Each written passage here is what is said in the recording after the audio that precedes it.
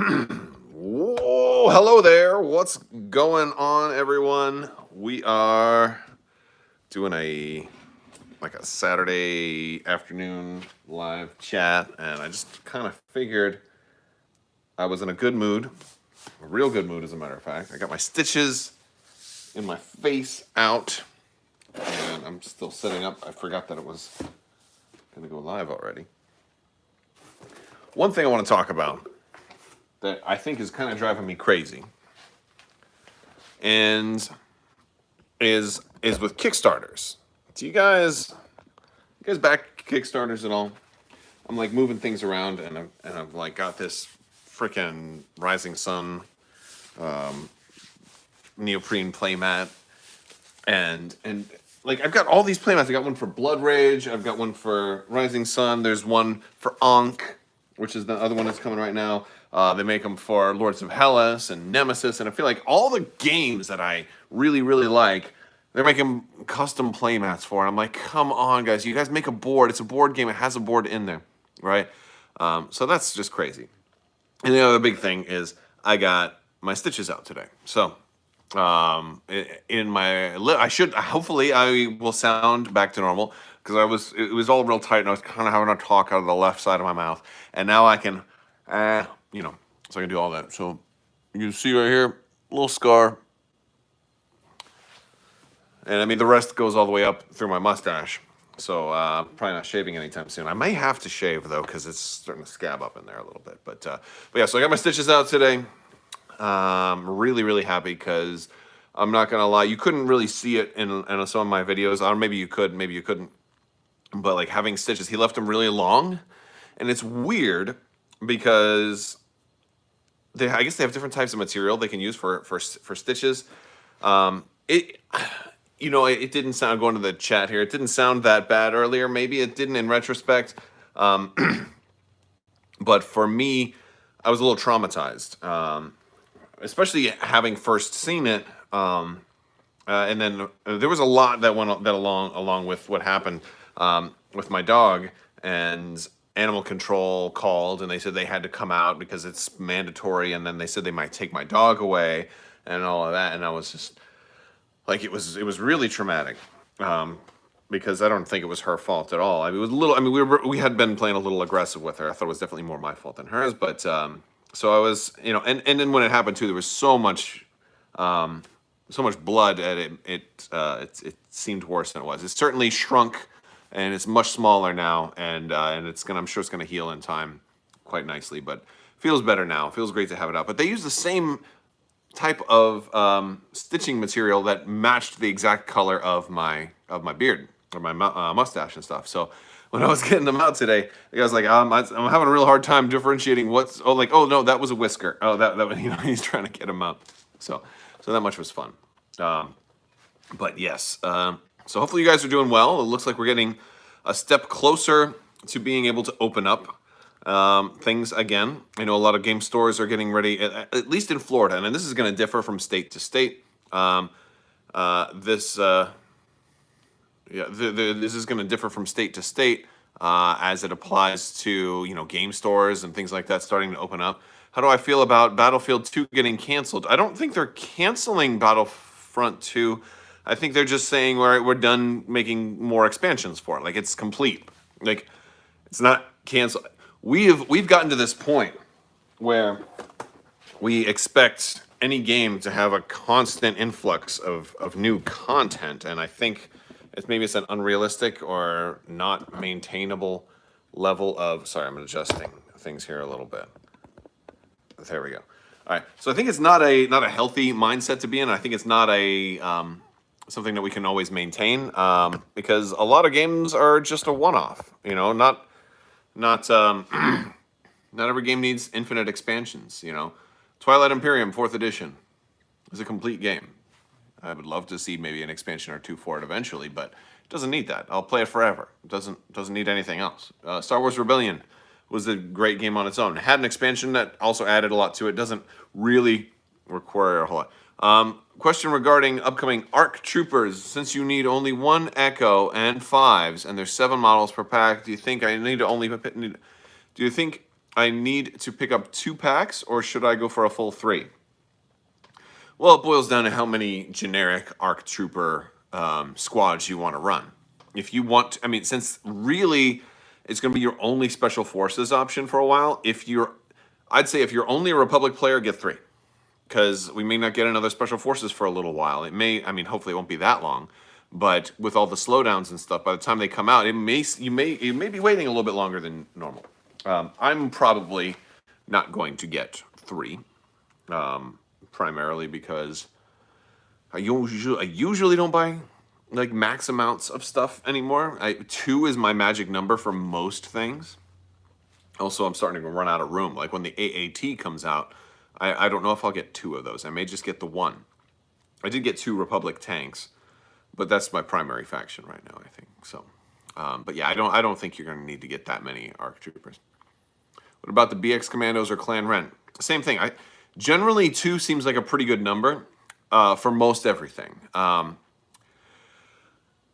of the things I think is important about this game is like one of everything is great once we get to a certain point. Like the new factions are still kind of bare bones right now, so getting just one of everything is kind of going to leave you wanting a little bit. You're not going to necessarily and that's the other thing with the ARC Troopers and the BXs. You get 2 unit cards in there, so even one does give you two different units that you can run.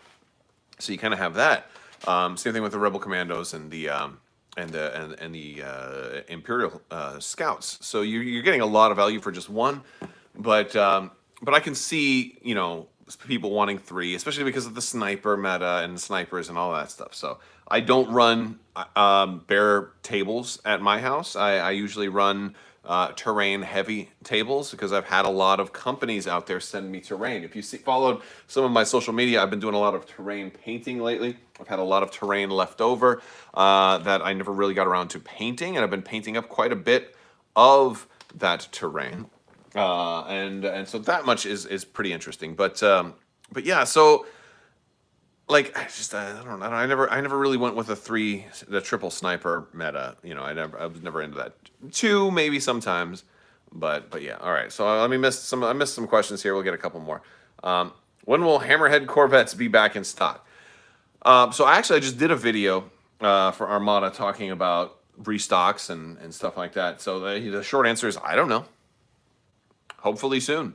Hopefully within this year. Armada's first off, everything right now is moving slow, and some things are slow due to COVID-19. Some things are slow due to other issues. I've heard stories that some things were reprinted and FFG's printer ruined some things.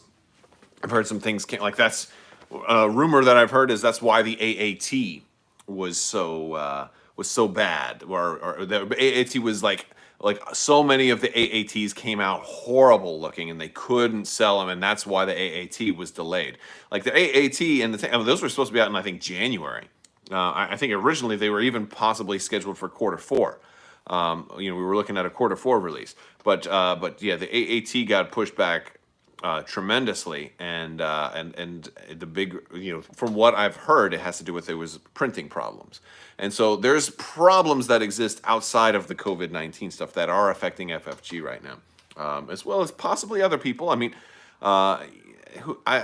it's hard to really say. You also had the Chinese New Year, and then COVID-19 also happening, and then whatever unrelated problems are happening. So. Now, also, reprints are not of the highest priority because, they're trying to promote new products all the time, too. So I imagine when things need to get bumped, sometimes reprints can get bumped. But I'll say this about Armada. Every time they reprint stuff, it shows up sold out instantly. They have to be aware of the demand for Star Wars Armada product. And so that's awesome. They're being very cautious with it, though. What they're not doing is flooding it. They're not like saying, "Hey, we want 100,000 quasars," and then all of a sudden you've got all these quasars on store shelves. And there's something of an image problem, right? Like when you see stuff just sitting on store shelves collecting dust, it makes you think, "Oh, this must be for a dead game." So people are, I think they're afraid of stuff like that. Retailers probably are afraid to, because it's not cheap product. Armada product is expensive. And some retailers are probably unwilling to order a whole lot of it for fear that it may not sell. I'm hoping that over time we're starting to prove that this stuff absolutely does sell. And the same goes for any of these Fantasy Flight games. I mean, X-Wing had some problems like that with some of their bigger ships. What was it? The Sea Rock, for example. I have a store near me ordered a whole bunch of Sea Rocks when the Sea Rock came out, and they had like 100 of them in stock, and they just sat there forever. So like I can see there being some fear of things like that. Let's see. Someone needs to make a plastic printing plant in the U.S. and make all these game companies a good deal. That sounds great. I think that would be an awesome idea. I don't think it's as necessarily easy. I think it falls under one of the easier said than done mentalities. Do you think FFG will make a Lucre Hulk? Yeah, I do think they'll make a Lucre Hulk. I don't think it will be as big as the Super Star Destroyer. I think the Lucre Hulk will be still pretty big though. And I think it'll be awesome. So I would like that. I would like that very much. So I think the Lucre Hulk would still function as a huge ship. And the Lucre Hulk is tough because it's bigger than an ISD. It's bigger than any large ship we've seen. I think it's probably bigger than a Starhawk also. But its size is weird. So what I really want, and I've said this in a couple of videos, I want the Lucre Hulk to be like a round ship with two bases that are actually side by side as opposed to front and back. And I think that's the easiest way for you to get the stands on them is to do it side by side. That would be really cool, and I'd like to see that. So that would be fun. What do I think for the lifespan of Star Wars Legion?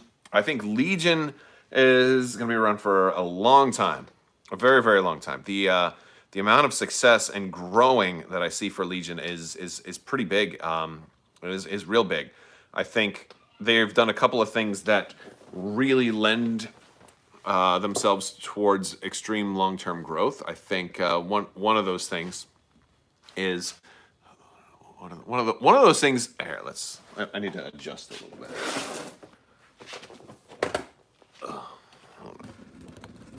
There we go. All right. So one of those things is adding new factions. That's a good thing. That's a really good thing, especially Clone Wars too, because you have Clone Wars is hot right now. This is just a really, really great time. By the way, if you guys are watching Clone Wars, how awesome is this last season turning out to be? Really, really cool. And if you're not watching Clone Wars, you need to be because it's great. But other things is that they're doing multiple versions of certain characters, like having that alternate version of Luke and alternate version of Vader, like for the operative versions. That really has a lot to do with showcasing that they're going to be here for the long haul. Like, because it's not like they're saying we're not painting ourselves into a corner where once we've done every character, we're done. Once we've done every character, we can still keep doing more versions of those characters. Additionally, there's new characters coming out all the time between the books and the video games and the TV shows and the new movies and now the High Republic coming out. There's so much constantly in development for Star Wars canon that there's a lot for them to be able to pull from. So I think Legion has a huge lifespan ahead of it, more so than most other games too, because like X-Wing and Armada are based on those. I think X-Wing probably more so than Armada. Armada probably is in the hardest point here because for you to have big fleet battles, that usually requires some kind of major movement and something that's like a huge significant event in canon for you to have a major naval battle with new capital ships. So it's a lot harder to just write that, whereas it's a lot easier to write like some planet has some warriors that could show up in Legion. All right. Let's see. Lifespan of Armada. Yeah, talk about that. Do you think the Clone Wars will get Jedis? Yeah, I think you mean like, there's a lot more Jedi that I'm hoping show up. I think we'll also see Jedi Knights too. I see there's some people asking about generic Jedis. No, I think they're definitely going to see more Force users. And I think we're at a point right now where if they want to have synergy and kind of do a release or a wave of Force users, they have stuff that they can do every faction like that. Because they don't. Problem is, you don't want to be like, oh, here's Mace Windu, and he's super awesome, and we don't have anything to counter him for the other sides. He's just that great. And now all of a sudden, Republic is winning all the tournaments, right? Like, so you kind of want to have some resemblance of balance. So what I think you do is I think you do a Force wave. I think you do a wave for the game that has Jedi Knights. You know, you can have you can have maybe you could even do maybe 2 per faction or something like that. I would like to see a really cool wave of Force users, like a melee Jedi wave with like Mace Windu, like a stronger and a weaker Force user for each faction. So I would say Mace Windu, or Anakin, right? But let's get away from the people that are obvious. Like obviously Anakin's going to show up in the game. I think Anakin should show up as Episode 2 Anakin, though. I think we wait until we see him at the height of his power, right? There's actually 3 versions of Anakin we're probably able to do, because we'll probably get Clone Wars version Anakin too, unless they do an alternate. But anyway, so let's say we do like Mace Windu and like Ki-Adi-Mundi or Kit Fisto or some. Well, no, Kit Fisto would be kind of strong too. So it's tough trying to come up with a weaker Jedi. Or how about this? How about you do Mace Windu and you do Episode 2 Anakin, young Anakin Skywalker. This way you can have somebody who's not that powerful. Like Episode 2 Anakin wasn't that strong. Like he would lose to Dooku, right? And so that's the idea. You have like this weaker level Anakin and then the stronger Mace Windu. And so I like that. And then for separatists, you can do Maul. You could do Savage Opress, or Asajj Ventress. I really like the idea of Ventress. Her as the assassin before she, like when she's still a little bit younger, the beginning of the Clone Wars. That's a great option. I think, and this works for the Galactic Civil War expansions also now, because you've got Kanan and Ezra. Perfect example. Kanan and Ezra. And then you make them all kind of similar, but give each of them their own special things. Like Kanan and Ezra could have teamwork, right? That's a cool thing to make them work together. It'd be really nice to see teamwork with Force users too. I'm like, oh, you get a free dodge, I get a free dodge too, and I got deflect. Like that could be a cool thing that they could do. But then for the Empire, you do Inquisitors. You can do the Grand Inquisitor and then like the Seventh Sister or something like that, right? Like you do something awesome like that, and I love that. And you've got more Jedi that are available now too. You've got Cal Kestis or Cal Cestus or whatever, the guy from Jedi Fallen Order. He's fair game. We got Iden Versio in the game, so of course we could get Cal. You've got him as for the Rebels. You got a whole core of Inquisitors. You got lots of Inquisitors available for the Empire, and of course tons more Jedi Knights, and you have more Force users available for the Separatists as well. Seventh Sister, Darth Maul, Savage Opress, Mother Talzin. You could do. There's a wealth of other Force wielding users too, and plus, or if you want to take it slightly different, you could do some other melee that are not specifically Force users, but you could do Pre Vizsla with a dark saber. So there's just a whole lot of really, really cool Force options that are available for something like that. And that would give everybody something specific. I'm going to throw this out there at you guys too, and I have questions for you guys. And by the way, I know I missed a couple of comments and stuff like that. I'm going to try and catch as many as I can. There's a lot scrolling in, so I miss them from time to time, especially when you get me talking about stuff. But I want to see more vehicles.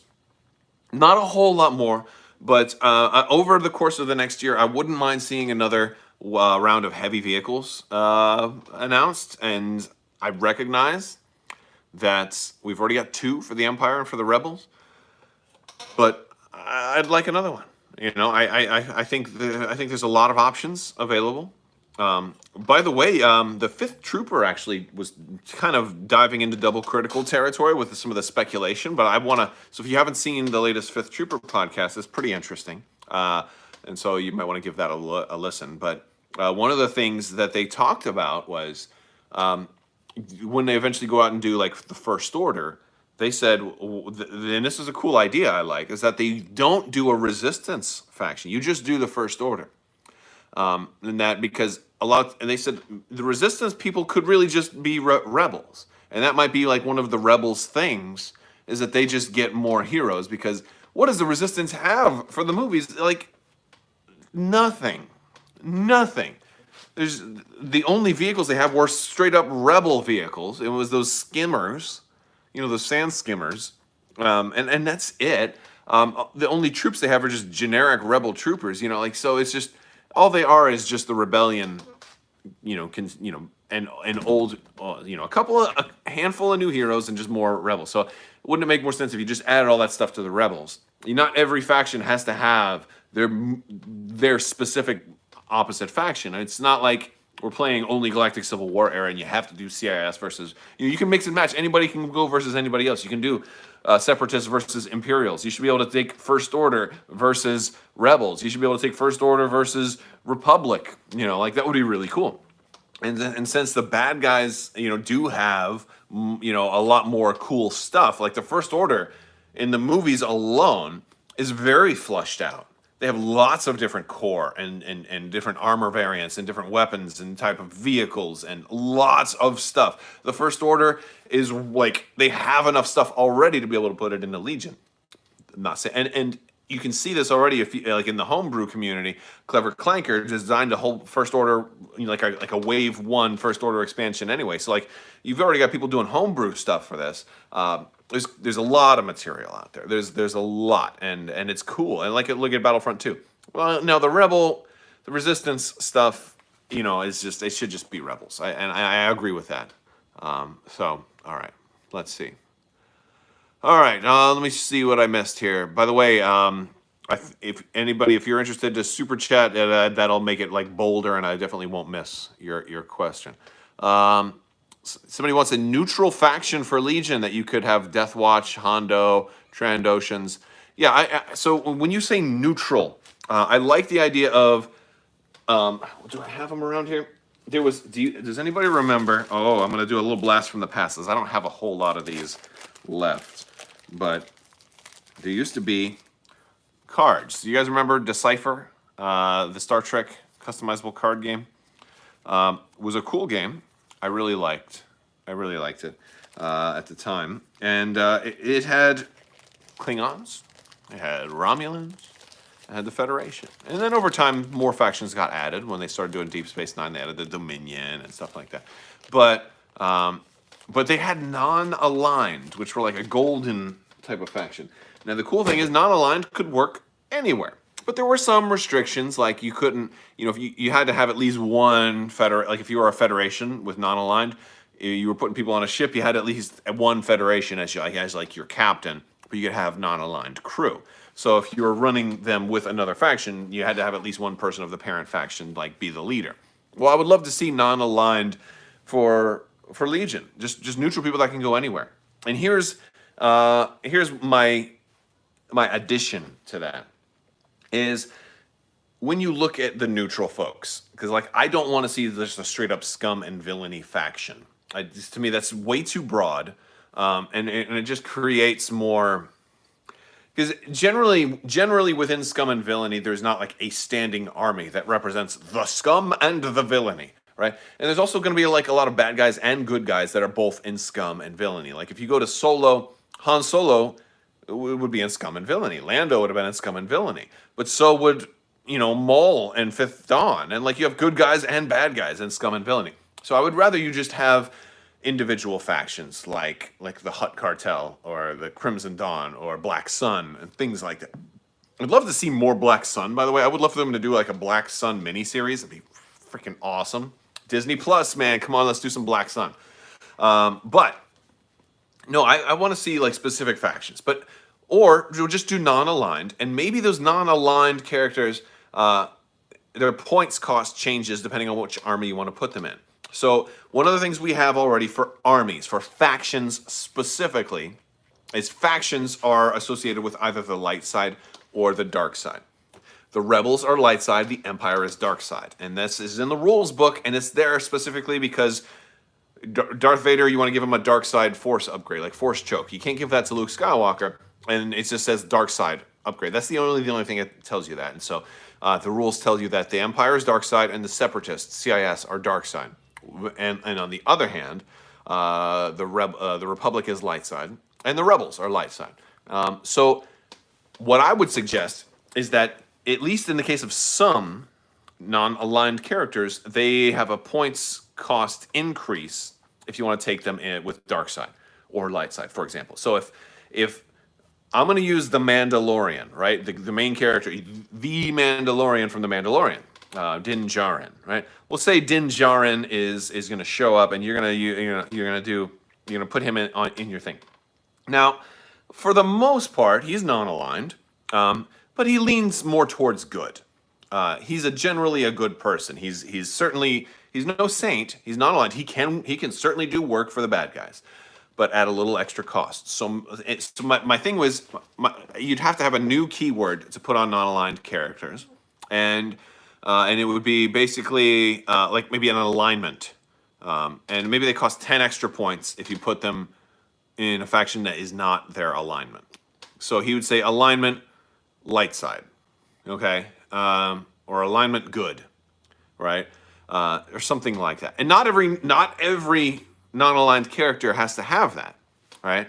Or you could even have alignment neutral, and that just means that, but I don't think then you're adding a keyword that does literally nothing, so I wouldn't do that. I would just say alignment good or alignment evil for characters that, that don't have any problem going into an unrealistic faction. So if you want Din Djarin to do a job for the Empire, and you're going to bring him into your Imperial list, he's going to cost 10 more points to be in your Imperial list because he's alignment good. But if you have him with the Rebels, he's his printed cost, which would then be 10 points cheaper. So that's kind of my idea of doing non-aligned stuff. They still kind of work together. Now, if you're running, you also have the option to run an all non-aligned build. That would kind of be your scum and villainy faction, right? It's just non-aligned. And in that case, you can just have non-aligned. And then there's none of that. The alignment stuff won't matter because you're not allying with good or evil. But non-aligned wouldn't be able to take either light side or dark side upgrades. They can only take the neutral upgrades if you had a non-aligned force user. This also allows you to be able to create a Crimson Dawn scum and villain, or like a faction. This way, and then you could say, all right, Crimson Dawn is actually dark side, okay? And then you could take who's from Saw Gerrera's, from Solo, Enfys Nest and her Marauders, right? You could do I don't think they'll do this. I think it's too small of a group right now, but let's just say, for purposes of argument, if we were going to do an Enfys Nest Marauders sub-faction, well, they might be alignment good. They may be a light side, and stuff like that, because they're kind of like good guys, right? So that's my my little thing. I think a lot of Mandalorians could go into that too. If you had a neutral Jedi, you think they should be able to take light and dark upgrades? What I think is, if they're neutral, they shouldn't be able to take either. But I do think they'll do something like with Anakin, depending on which version of Anakin they do.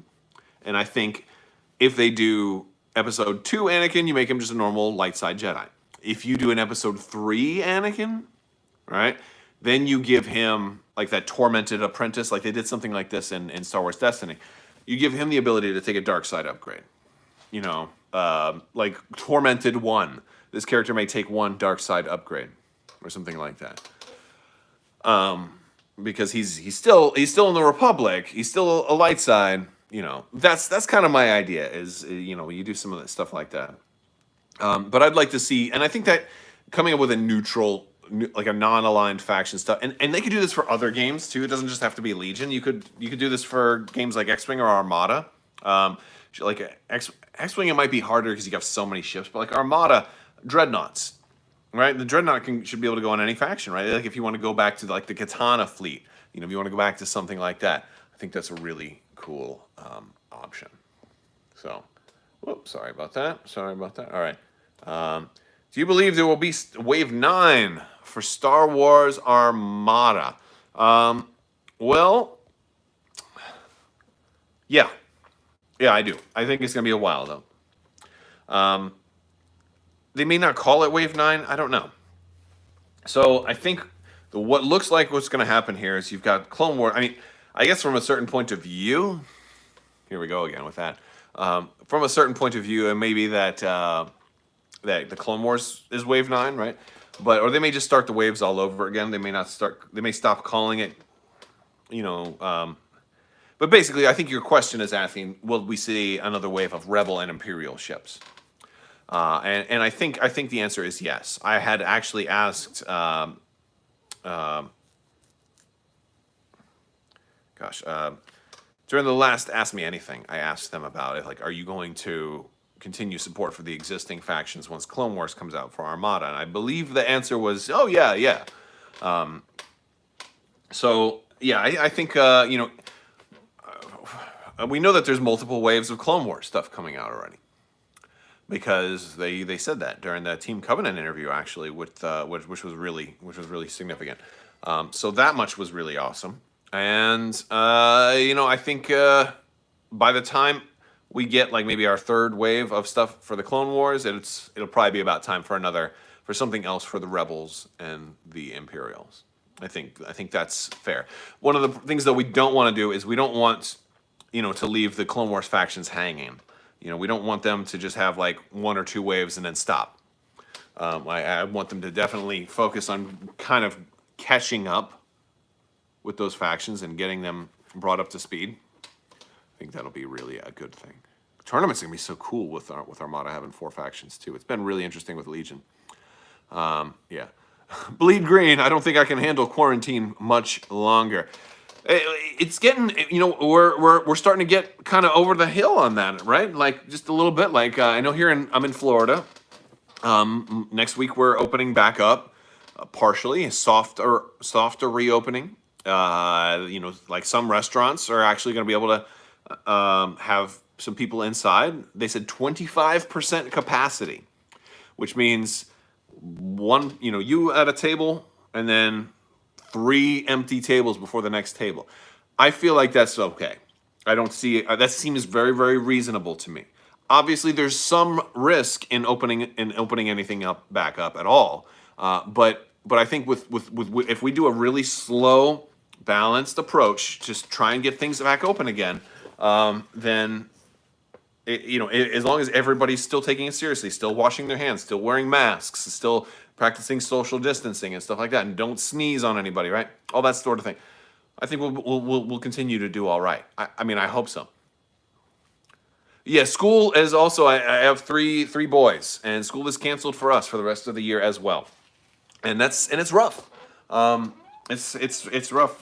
They're doing well with the whole work from home thing. So like that much is pretty good, and it's tough. It's not easy to change everything you do and now also have to become a teacher also and being responsible for your kids, not just their homework but their day-to-day activities and checking the emails from their teacher. Oh, you didn't do this, and it's a lot for everybody. And but the good thing is we're close to the end of the school year. I think we got a couple more weeks here in Florida, so that is good.